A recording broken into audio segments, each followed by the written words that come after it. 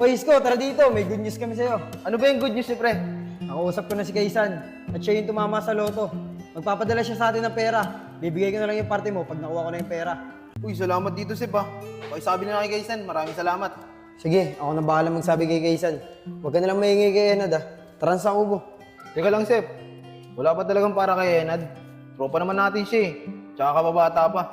Wala na, Isko. Napagpartihan na namin nila Kevin. Hayaan mo na yun si Enad. Tara sa kubo.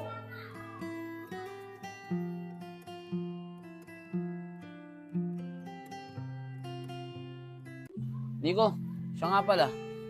May alam ko bang pwede kong pasukan dyan? Hindi kasi ko natanggap dun sa inaplayan kong trabaho kahapon eh. Kailangan ko na pa naman ng trabaho. Nahiya na rin kasi ako kay Isko eh. Naku pre, wala akong alam dyan. Ako nga, walang trabaho eh. Pero hayaan mo, pag nangailangan ng tao yung tito ko, sasabihan agad kita. Sige pre, salamat ah. O ito na pala si Joseph eh. Oy, Nico, Kevin.